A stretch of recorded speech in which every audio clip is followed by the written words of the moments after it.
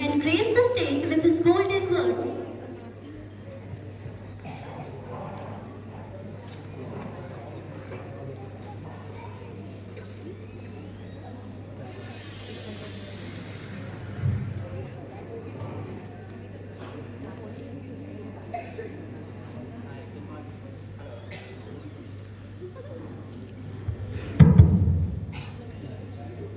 Hello, good morning to all. And it's an honor to be here. I feel privileged and overwhelmed to be on the very same institute, invited as a chief guest that I have studied upon. I've roamed the same corridors, the foyers, I've played around in this. I vividly remember meeting teachers standing here. So, thanks a lot, sister, principal, and all this staff. And for the ease and convenience of for kids and the guardians available, I'd like to talk in Hindi. I'm not going to bore you with long speech, just what my experience with this school was and what you need to do. Okay, thank you. So, मैं बच्चों के लिए हिंदी में कहना चाहूँगा. तो सारे शिक्षकगण, principal madam और छात्रगण, अभिभावकगण, मैं सबका अभिवादन करता हूँ. आज हम 75वां गणतंत्र दिवस अपना मना रहे हैं. तो इसके क्या मायने हैं? बच्चे लोगों को सबको मालूम है. कई बार आप लोग कंफ्यूज रहते हैं कि हम स्वतंत्रता दिवस मनाते हैं, गणतंत्र दिवस मनाते हैं, क्या फर्क है दोनों में? सो हुआ ये था कि अंग्रेजों के शासन में जब अंग्रेज हम पे शासन कर रहे थे तो हमारा बहुत लंबा फ्रीडम फाइट और स्ट्रगल चला. ठीक है, तो उस दौरान जब सेकेंड वर्ल्ड वॉर, आप लोग जब भी इतिहास पढ़ते हैं तो उसको समझ के पढ़िए. आप लोग डेट्स रख लेते हैं, हम भी ऐसा करते थे, आप भी ऐसा करते थे. तो सेकेंड वर्ल्ड वॉर में पूरे अंग्रेजों की सबकी हालत बहुत खराब थी. तो उनके ऊपर एक प्रेशर था, वो इंडिया को सस्टेन नहीं कर पा रहे थे और हमारे फ्रीडम फाइटर्स का भी काफ़ी प्रेशर था. तो उन्होंने एग्री किया कि वो हमको आज़ाद कर देंगे, बट उन्होंने एक कंडीशन रखी कि पहले आपको सीखना होगा कि प्रशासन कैसे चलाना है, देश कैसे चलाना है. तो उसके लिए उन्होंने हमसे अनुरोध किया कि आप एक कॉन्स्टिट्यूशन अपना लिखिए जो आपके देश की दशा दिशा तय करे. करनी पड़ेगी, जिसका आप सभी जानते हैं चेयरपर्सन थे डॉक्टर भीमराव अम्बेडकर साहब. तो 1946 में आज़ादी के पहले हमारी कॉन्स्टिट्यूशनल सभा का गठन हुआ और उन्होंने 2 साल 11 महीने और कुछ दिनों तक बैठ के हमारा संविधान लिखा. और वो संविधान हमारा जो है अस्तित्व में आ गया था 26 नवंबर 1949 को, 1949 को. फिर आप लोग सोचेंगे कि जब 26 नवंबर, जिस दिन हम अपना जो है संविधान दिवस मनाते हैं, अगर आप लोगों को मालूम हो तो 26 नवंबर को हम संविधान दिवस मनाते हैं. तो फिर आप लोग पूछेंगे कि भाई 26 जनवरी को क्यों गणतंत्र दिवस मनाया जा रहा है? तो वह ये था कि 1929 के अधिवेशन में इंडियन नेशनल कांग्रेस, जो फ्रीडम फाइटर्स की पार्टी थी, उन्होंने 1929 में दिसंबर में ये घोषणा कर दी थी कि अब अंग्रेज हमें आज़ाद नहीं करेंगे तो हम अपने आप को स्वाधीन मानेंगे. और उसके लिए उन्होंने 26 जनवरी 1930 की डेडलाइन दी थी अंग्रेजों को. तो क्योंकि 26 जनवरी तक अंग्रेजों ने हमें आज़ाद नहीं किया था 1930 तक, तो हमारे देशवासियों ने 26 जनवरी को स्वाधीनता दिवस के रूप में मनाना शुरू कर दिया था. और हम 1930 से जब तक हम आज़ाद नहीं हुए, आज़ादी के बाद भी 1950 तक हम 26 जनवरी को स्वाधीनता दिवस मनाते हैं. स्वाधीनता का मतलब होता है कि हम खुद के शासक हैं, अंग्रेज हमारे शासक नहीं हैं. अब ये चल रहा था और 1947 में जो है देश आज़ाद हो गया. देश आज़ाद हुआ तो एक स्वतंत्रता दिवस आ गया 15 अगस्त को. अब 26 जनवरी स्वाधीनता दिवस था. तो इसी प्रकार जब कॉन्स्टिट्यूशन लिख के कंप्लीट हुआ, तो फिर ये कश्मकश आ गई कि भाई 26 नवंबर को अब कैसे मनाया जाए. तो 2 महीने के लिए उसको विथहोल्ड किया गया और उसको इनैक्ट करने के लिए हमने 26 जनवरी 1950 का डे तय किया. और उस दिन से हम जो है अपने आप को गणतंत्र कहते हैं. अब बड़ों को तो सबको मालूम है गणतंत्र क्या होता है. छोटे बच्चों के लिए अगर मैं आसान शब्दों में कहूँ, गणतंत्र मतलब अब से हम जब रूल होंगे, जब हमारा शासन होगा, तो पब्लिक के द्वारा चुनी हुई गवर्नमेंट, सरकार, राष्ट्रपति और प्रधानमंत्री के द्वारा होगा. हमारे ऊपर कोई राजा या कोई विदेशी जो है शासन नहीं करेगा. तो गणतंत्र के ये मायने हैं. 75th रिपब्लिक डे आज हम सेलिब्रेट कर रहे हैं. तो आप लोग, आपके लिए इसमें टेक होम मैसेज क्या है बच्चों के लिए? बड़े बड़े कॉन्स्टिट्यूशन की मैं बात नहीं करूँगा, आपको समझ में भी नहीं आएगा. ठीक है. टेक होम मैसेज क्या है कि ऑलमोस्ट 3.25 साल लगा के हमारे फोर फादर्स ने इतना डिटेल्ड कॉन्स्टिट्यूशन लिखा, और अगर उस टाइम हमारी आर्थिक व्यवस्था हमारे देश की ऐसी नहीं थी कि जो चीज़ें हम अब उस टाइम नहीं कर पा रहे हैं, तो उन्होंने उस टाइम पे ये इंश्योर किया, उसमें लिखा कि जब हमारा देश सक्षम होगा तो हम ये करेंगे। जिसमें से एक आप लोग से जुड़ी हुई बात है, राइट टू एजुकेशन आप लोग पढ़ते हैं, वो डायरेक्टिव प्रिंसिपल्स में लिखा गया था। क्योंकि हमारे देश के पास उस टाइम संसाधन नहीं थे तो हम आरटीई भी इनैक्ट कर पाए थे, और जब हमारे देश में वो सुविधा हो गई तो हमने आरटीई इनैक्ट किया। सो इसी प्रकार जो कॉन्स्टिट्यूशन है वो रिटन डॉक्यूमेंट है कि हमारे देश की दशा दिशा फ्यूचर कैसे तय होगा, हमको कैसे आगे बढ़ना है। तो आप लोगों से, पेरेंट्स से, टीचर्स से मेरा ये अनुरोध है कि आप भी अपने बच्चों से लिखवाएं कि वो भविष्य में क्या करना चाहते हैं। 1 लाइन 2 लाइन का लिखें। कोई बच्चा बोलता है कि मैं फरारी खरीदूंगा बड़ा होकर, लिखिए उसको, और अगले साल 1 साल बाद देखिए कि आपने लिखा था कि आप बड़े होकर फरारी खरीदना चाहते हैं, तो आप उसके लिए क्या कर रहे हैं। पेरेंट्स को भी ये पूछना है कि बेटा अगर तुम ये लिखे हो कि मैं बड़ा होकर डॉक्टर बनूंगा, तो उस दिशा में तुमने क्या किया साल भर में, तो जरूर लिखा करें। तो आपको पता चलेगा कि क्लास 1 में आपके सपने कुछ और थे, क्लास 2 में कुछ और थे, और आप कैसे अपना व्यक्तित्व आपने मोल्ड किया। तो ये जो है गणतंत्र दिवस से आपको सीखना चाहिए। छोटी सी हिस्ट्री है, ज़्यादा बोल नहीं करूँगा, मैं छोटा सा अपना आपको पास्ट एक्सपीरियंस बताता हूँ। मैं उस वाली क्लास में, सीढ़ी के बाजू वाली क्लास में 12th किया था, बीजी टीचर हैं यहाँ, और मेरे डॉक्टर बनने में मेरे सारे टीचर्स इस स्कूल का तो योगदान रहा ही। मैं स्पेशली प्रीता कमल मैम अभी डीपीएस में हैं, और बिंदेश्वर ठाकुर सर जो हमारे बायो के टीचर थे, मैं उनको याद करना चाहूँगा। सर लोगों ने मुझे एनकरेज किया, और एक सेइंग है इंग्लिश में कि treat a person as he is and he will remain as he is, treat him as he could be and he will become what he should be. तो ये चीज़ प्रीता मैडम ने मेरे साथ करी। मैं कोई बहुत ब्राइट स्टूडेंट नहीं था, अभी लोगों की तरह यहाँ बैठे रहते थे हम भी। तो ब्राइट तो स्टूडेंट आप सब हैं, बस आपका इंटरेस्ट नहीं होता है कई बार कुछ चीज़ों में। और एक बहुत फनी सा इंसिडेंट है मेरे लिए, आप में से बहुत से बच्चे टॉपर्स होंगे, बहुत से बच्चे एवरेज परफॉर्मेंस होंगे, some of you were underdogs, I was a underdog when I was studying here. So मेरे साथ ये था कि 7th क्लास में वसंता मैम हमारी टीचर थी, मैथ्स की वसंता मैम टीचर थी। वसंता मैम बहुत स्ट्रिक्ट थी, मेरी 7th की क्लास ये वाली थी। आई स्टिल रिमेंबर कि मैडम हमको इस क्लास में पढ़ाया करती थी 7th में। सो पेरेंट्स के लिए इसमें एक मैसेज है। होता क्या है कि पेरेंट्स, बच्चे, आप लोग आपके आसपास दोस्त मोहल्ले में आप लोग एक प्रेशर में रहते हैं, आपके पेरेंट्स प्रेशर में रहते हैं कि पड़ोस वाली आंटी का बच्चा तो ट्यूशन जा रहा है, आपको भी जाना है, आपको भी वैसा करना है जैसा वो कर रहा है। तो हमारे 7th का हमारा रिजल्ट आया, और 7th में हमारे मोहल्ले में एक आंटी थी, रिजल्ट डे में सारे बच्चों को इकट्ठा करके और अपनी बेटी का रिपोर्ट कार्ड लेके वो खड़े हो जाती थी, तुम्हारा कितना है, तुम्हारा कितना है करके। उनकी बेटी का फर्स्ट डिवीजन आता था मोहल्ले में, मैं निगम में रहता था, तो उनकी बेटी का हमेशा फर्स्ट डिवीजन आता था। हमको बहुत ज़्यादा इंटरेस्ट उस टाइम था नहीं, समझ नहीं थी। तो आंटी ने अपनी बेटी का परसेंटेज हमसे बताया और हमसे कहा कि तुम्हारा कितना आया है। तो आंटी ने हमें बताया कि उनकी बेटी का फर्स्ट डिवीजन आया। हमने बोला कि आंटी फर्स्ट डिवीजन आया, हमारा तो प्रमोटेड आया, वो भी मैथ्स में।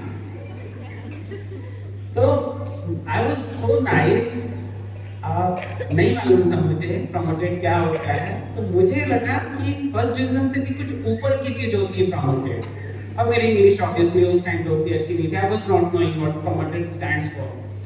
And I came to realize this, and I still remember that day vividly कि 8 के रिजल्ट के बाद मुझे एहसास हुआ कि प्रमोटेड का मतलब तो जबरदस्ती 1.5 लेवल के पास किया गया होगा। तो मुझे मैथ्स में वैसा किया गया था 7th में। A reason being I was not a weak student, मेरा इंटरेस्ट नहीं था, मुझे ये नहीं मालूम था कि पढ़ना कैसे।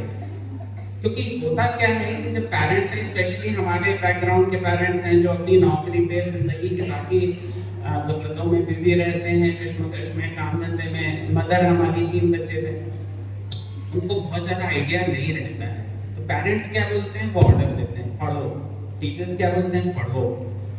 आपको बताएगा कौन कि कैसे पढ़ना है। तो उस टाइम पे उतनी अवेयरनेस नहीं थी, इतना यूट्यूब वीडियोस और ये सब नहीं हुआ, तो मुझे नहीं मालूम था कि पढ़ना कैसे। And to give you an idea, exam के एक दिन पहले जो छुट्टी मिलती थी मुझे लगता था उसी टाइम पे पढ़ना होता है, साल भर नहीं पढ़ना होता है, साल भर नहीं पढ़ता था मैं, मुझे मालूम ही नहीं था कि साल भर पढ़ना होता है, और मुझे ये भी नहीं मालूम था कि क्वार्टरली हाफ ईयरली में सारे सब्जेक्ट में पास होना होता है। मैं I was quite happy, 6 subject में 3 सब्जेक्ट में ओके आई कैन स्किप, सो ऐसा। So that doesn't signify that I was a weak student. I was bright and I was busy in my sports and everything.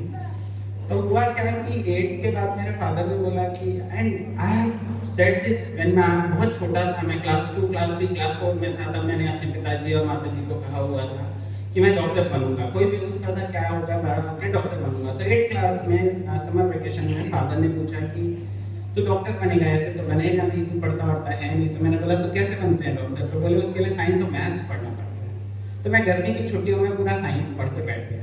तब मुझे पता चला कि अच्छा पहले से पढ़ना होता है। जब मैं पहले से पढ़ के स्कूल गया तो मुझे जो टीचर्स पढ़ा रहे थे वो मुझे सब समझ में आ गया, क्योंकि मैं ऑलरेडी पढ़ा हुआ था। तब मुझे एहसास हुआ कि एग्जाम के पहले नहीं पढ़ना होता है, पहले से घर से पढ़ के आते हैं लोग, रिविजन करते हैं, क्योंकि हमने ध्यान नहीं दिया उस चीज। इट्स नॉट, आप में भी जो अंडर परफॉर्मर बच्चे होंगे या मैं उनके पेरेंट्स से अनुरोध करता हूँ कि बहुत ज़्यादा कम ना आके बच्चों को, कई बार बच्चों को नहीं मालूम होता है, कई बार शायद उनका भोलापन होता है, कई बार उनकी चीज़ें, उनका ध्यान कहीं और होता है। तो जैसे मुझे नहीं मालूम था, और जब मुझे पता चला तो I secured I think 96-98 in my 10 boards. Maths में मैंने उतना सिक्योर किया। देयर वाज अ स्टूडेंट, हमारी सिस्टर थी, लेट सिस्टर अजय मैरी, वो मेरी प्रिंसिपल थी। उन्होंने 10th के बाद मुझे बायो लेने नहीं दिया, मतलब मैडम ने बोला कि मैं बायो नहीं लेने दूंगी, तुम अपने फादर को बुला के लाओ, क्योंकि मेरा मैथ्स में 98 था, साइंस में 96 था। साइंस में 4 नंबर 3 नंबर कम थे 10th बोर्ड में मेरे। तो मैडम ने बोला कि क्योंकि तुम मैथ्स में ज़्यादा ब्राइट हो तो तुमको मैथ्स लेना चाहिए। मैंने बोला मैडम वो तो मजे में मैंने नंबर लिया है, मुझे शौक था पढ़ने का, लेकिन मुझे चाहिए साइंस। तो फिर मेरे फादर ने आके प्रिंसिपल को कन्विंस किया कि ये साइंस ही लेगा, मैथ्स नहीं लेगा। तो इस प्रकार मुझे ये मिला। तो मेरी स्कूल डेज में मैं आपको यही बोलना चाहता हूँ कि बहुत ज़्यादा प्रेशराइज नहीं करिए। मेरे पेरेंट्स मेरे को प्रेशराइज नहीं करते थे, हाँ वही कहते थे कि पढ़ लो। फिर जब पिताजी ने बोला तो मुझे समझ आई, तो मैं उसमें मैंने पढ़ा। दूसरा मैं आपको ये बोलना चाहूँगा कि आप अपने रास्ते खुद बनाइए, क्योंकि मैं बहुत ज़्यादा परफॉर्म नहीं करता था, तो मोहल्ले में भी ऐसी बहुत ज़्यादा इज्जत नहीं थी, या टीचर्स को भी नहीं लगता। सिर्फ प्रीता मैडम को और बिंदेश्वर ठाकुर सर को लगता था कि ये लड़का कुछ करेगा। तो वो हमेशा, वो बाकी टीचर्स से भी मेरे लिए, निजी टीचर खड़ी है उनको मालूम है, स्टाफ रूम में भी कभी मैं शैतानी करता था, शिकायत करती थी टीचर, तो प्रीता मैडम मेरे को बहुत डिफेंड करती थी कि ये कर सकता।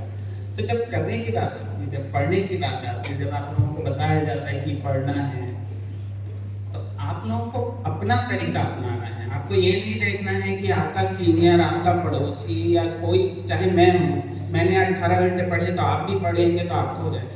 हर बंदा, हर बच्चा अलग है, तो आप लोगों को अपने हिसाब से पढ़ना है। आप सबको, आपको अपने रास्ते खुद तय करने हैं। और मैं पेरेंट्स से भी ये बात बोलूँगा कि दूसरों के चलाए हुए रास्ते पे ज़रूरी नहीं कि आपका बच्चा चले और वो कामयाब हो। Just to give you an idea, मेरे को मेरे सीनियर्स या जो भी, उस टाइम पे पीएमटी बहुत टफ हुआ करता था। गवर्नमेंट कॉलेज, हमारे कॉलेज में सिर्फ 100 सीटें थी, छत्तीसगढ़ में सिर्फ 100 सीटें थी, आज 200 सीटें हैं, 2000 सीटें हैं एमबीबीएस की। तो PMT was very tough, still अभी भी टफ है मेरे ख्याल से। तो गवर्नमेंट कॉलेज में सिलेक्शन वाज वेरी टफ। तो सब ये बोलते थे कि फलाने का लड़का इतने साल तैयारी किया नहीं हुआ, फलानी दीदी ने तैयारी किया, और हम भी देखते थे कि हमारे सीनियर्स दूसरे स्कूलों के लोग सेलेक्ट नहीं हो रहे हैं। लेकिन उससे आपको जो है डिसहार्ट नहीं होना है, आपका अपना रास्ता है। कोई बोलता है कि तुम 18 घंटे नहीं पढ़ते, तुम्हारा सिलेक्शन नहीं होगा, फालतू बात है। आप 6 घंटे पढ़ के भी सिलेक्ट हो सकते। मैं जब कोचिंग के लिए गया तो हमको 3:30 बजे क्लास उठा के 4 बजे से क्लास लगा देते थे, तो हम 4 बजे सुबह उठ के क्लास करने चले जाते थे। फिर जब मैं सेल्फ स्टडी के लिए आया, जब मैं एक आंटी के यहाँ पेइंग गेस्ट में था, वो आंटी मुझे सुबह 5 बजे नाश्ता देती थी, दोपहर का खाना 10 बजे दे देती थी, और शाम का खाना 6 बजे खिला के सुला देती थी। मतलब उनका अलग सिस्टम था। वो रात को 3:30 बजे उठ के मुझे उठा देती, तो वो एक सिस्टम था। फिर जब मैं कोरबा आया तो ऑब्वियसली मैं अपनी मदर से नहीं बोल सकता कि मम्मी आप 3:30 बजे उठ के मुझे नाश्ता दे दो, 4 बजे 5 बजे, पॉसिबल नहीं है। सो मैंने अपना टाइम चेंज कर लिया, फिर मैं 8 बजे उठने लगा, फिर मैं इधर रात भर पढ़ लेता था। तो कोई एक फिक्स वे नहीं है कि आप ऐसा करोगे तो ये होगा। आपको you should be flexible, parents को भी, टीचर्स को भी, बच्चों को भी फ्लेक्सिबल होना है। ऐसा नहीं है कि उसने ऐसा किया तो ये आपका होगा, ऐसा कुछ भी नहीं होता, कभी नहीं। स्कूल में एक और चीज है, सिर्फ स्कूल में नहीं बाहर भी, हमेशा अच्छे दोस्त बनाइए। ऊपर वाले की कृपा से मेरे दोस्त बहुत अच्छे मिले मुझे, स्कूल में भी अच्छे दोस्त मिले, बाहर भी अच्छे दोस्त मिले। जब मैं मेडिकल का ड्रॉप लिया तो मेरा बहुत अच्छा दोस्त था, उसका एक इंसिडेंट बताता हूँ आपको। मेरा एक दोस्त है, वो मेरे साथ पीएमटी की तैयारी करता था, हिंदी मीडियम का बच्चा था। तो वो एवरेज, उसके इंटरेस्ट नहीं था, वो अपने पेरेंट्स के प्रेशर में आया था। उसकी मौसी आईएएस थी, तो उन्होंने बोला कि तुमको डॉक्टर बनना है, तो उसकी मौसी ने उसको भेज दिया था। वो मेरा रूममेट था, उसको नहीं बनना था डॉक्टर, उसको इंटरेस्ट ही नहीं था। फिर भी वो मेरे साथ पीएमटी की तैयारी किया, उसका नहीं हुआ तो मेरा हो गया गवर्नमेंट कॉलेज में। तो हम सारे दोस्तों ने उनसे कहा कि भाई तेरा इंटरेस्ट नहीं था, तुझे जो करना है तो वो कर। तो हमने उसे एनकरेज किया कि भाई तेरा इंटरेस्ट सिविल सर्विसेज में, तो सिविल सर्विसेज। मैं 2002 में सिलेक्ट हुआ, मेरा दोस्त 2005 में डेप्यूटी एसपी बना सिविल सर्विसेज निकाल के। अब right now he is in a very big position, Chhattisgarh में ही है, पोस्टेड है। तो मेरे साथ के 2-3 लड़के और लड़कियां जो पीएमटी जिनका इंटरेस्ट नहीं था, पेरेंट्स के प्रेशर में आए हुए थे, आज वो डिप्टी कलेक्टर, एडिशनल एसपी हैं। तो आपका जो इंटरेस्ट है वो परस्यू करिए। पेरेंट्स से भी मेरा अनुरोध है कि दूसरों को देखा देखी अपने बच्चे को पीएमटी करने, आईआईटी करने, ये सब करने के लिए मत भेजिए। और पेरेंट्स फ्रेंड्स हमेशा अच्छे बनाइए। हम सारे दोस्त एक दूसरे को मिलकर एनकरेज करते थे, तो आज हमारे दोस्त और हम सब जो हैं ठीक ठाक पोजीशंस में हैं। उसके अलावा पेरेंट्स से मैं कहना चाहूँगा कि पेरेंट्स और टीचर्स कम्युनिकेट करिए, आप लोग बच्चों से बात करिए, आदेश मत दीजिए। हमारे टाइम में तो पेरेंट्स इतने बिजी होते थे, आदेश देते थे पढ़ो। कभी मेरे पापा गुस्सा हो जाते थे तो पापा बोलते थे तुम लोग पढ़ाई नहीं करते हो तो लाओ किताब तो मैं पूछूंगा। हमने बोला पूछ लीजिए, हमने तो पढ़ा है। तो पापा सवाल पूछते थे, बताओ पहला क्वेश्चन क्या है, अभी आंसर पूछिए, बात नहीं तुमने ठीक से नहीं पढ़ा है। कभी कभी होता है। सो आप लोग जो है चीज़ों को समझ के पढ़िए। और पेरेंट्स से भी मेरा अनुरोध है, टीचर्स हैं, सब पेरेंट्स हैं, मैं भी एक अभिभावक हूँ, मेरे भी 2 बच्चे हैं, कि बातचीत करिए बच्चों से। और आप लोग भी अच्छे दोस्त बनाइए और आपस में बातचीत, डायलॉग ओपन रखिए, क्या करना है, कैसे करना है। और कभी भी इनको ऑर्डर नहीं दीजिए। और दूसरों का फियर ऑफ मिसिंग आउट जो करते हैं कि मेरा दोस्त वहाँ जा रहा है मुझे भी जाना है, बिल्कुल ऐसा मत करिए। मेरे दोस्त के पास ये फोन है, मेरे पास ये फोन है। Fear of missing out won't help you in your career, कभी नहीं, कभी काम नहीं आएगा आपके। आपको जो ठीक लगता है, आपके पेरेंट्स को जो ठीक लगता है, उसको फॉलो करिए। पेरेंट्स और टीचर्स जब आप लोग अपने बच्चों से कम्युनिकेट करते हैं तो मैं चाहूँगा कि इन बच्चों को कुछ जगह ले जाके दिखाइए, इनको एक्सप्लोर कराइए। किसी बच्चे को पसंद है स्पोर्ट्स, तो उसको, मुझे मालूम नहीं था 12वीं करने के बाद भी कि इंडिया में नेशनल स्पोर्ट्स स्कूल है, हम वहाँ दाखिला ले सकते हैं। मुझे नहीं मालूम था कि हमारे देश में नेशनल स्कूल ऑफ ड्रामा है। तो किसी को डांस में शौक है, किसी को फिल्म या एक्टिंग का शौक है, तो मैं उनके पेरेंट्स या टीचर से कहूँगा कि इनको नेशनल स्कूल ऑफ ड्रामा ले जाकर दिखाइए, फिल्म एंड टेलीविजन इंस्टीट्यूट दिखाइए, आईआईटी दिखाइए, एम्स दिखाइए। किसी बच्चे को एडमिनिस्ट्रेशन में जाना है तो मसूरी में लवाजना है, आईएएस फॉर्म की ट्रेनिंग होती है, वो इंस्टीट्यूट बाहर से ही देख के आइए, आप इंस्पायर होंगे। नहीं है तो स्टेट की जो एडमिनिस्ट्रेटिव एकेडमी है हमारे प्रदेश की, आप लोग वहाँ जाइए रायपुर में, देख के आइए कि कैसे अधिकारी बनते हैं, कैसे मेडिकल कॉलेज है रायपुर में, एम्स है रायपुर में, आप जाइए घूम के आइए कि कैसे डॉक्टर्स बनते हैं। जब आप वहाँ चले जाएंगे और उसके बाद अगर आपकी इच्छा रहेगी तो आप वो फील्ड परस्यू करेंगे। देखने से आपका एक विजन होगा।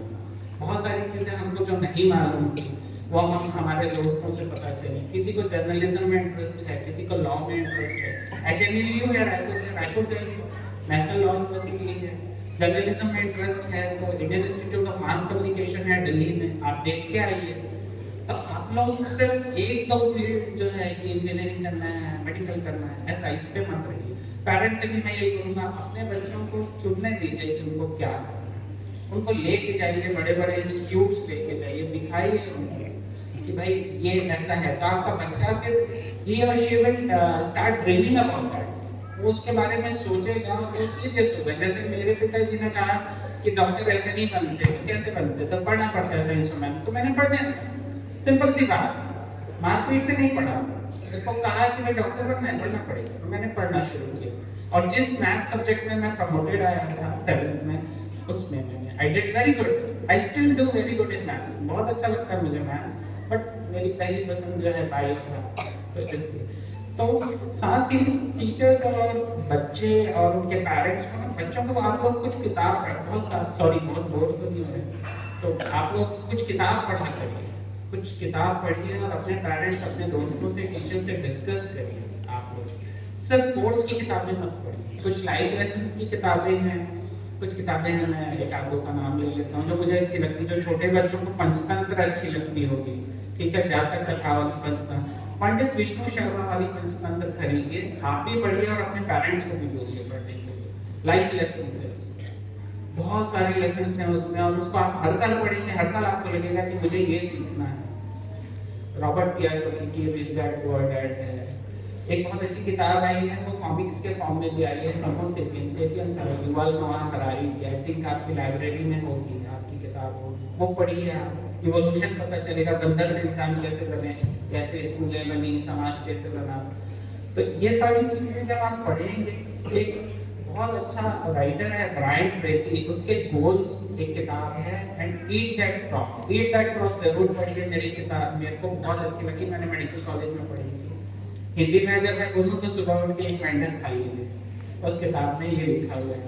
मेंढक का मतलब है आपका जो सबसे टफ टास्क है, अगर आपको मैथ सबसे टफ लगता है तो सुबह उठ के मैथ्स पढ़िए, जो सबसे टफ काम है, जो सबसे बड़ा काम है उस दिन का, उसको सबसे पहले खत्म कर दीजिए, फिर आप विल फील अकम्प्लिश्ड, फिर दिन भर जो आप करेंगे वो आपका बहुत अच्छा लगेगा। तो ऐसी कुछ किताबें हैं, ये पढ़िए, या आपके व्यक्तित्व के विकास के लिए, बौद्धिक के अलावा आपके व्यक्तित्व के विकास के लिए बहुत कारगर रहेंगी ये किताबें, सिर्फ आपके लिए, आपके पेरेंट्स के भी, आपके दोस्तों के भी। तो ये किताबें पढ़ा करिए और आप लोग डिस्कस किया करिए। तो इससे क्या है कि आप करियर वाइज तो कुछ ना कुछ सभी बन जाते हैं, बट आप एक अच्छे इंसान बनेंगे, अच्छे नागरिक बनेंगे, अच्छी संतान बनेंगे, अच्छे दोस्त बनेंगे, अच्छे छात्र बनेंगे, अगर आप बौद्धिक और व्यक्तित्व के तौर पर विकसित रहेंगे, उन्मुख रहेंगे। तो इतना कहने के बाद I'd like to conclude, thanks for having me here. जय हिंद, जय भारत, जय छत्तीसगढ़।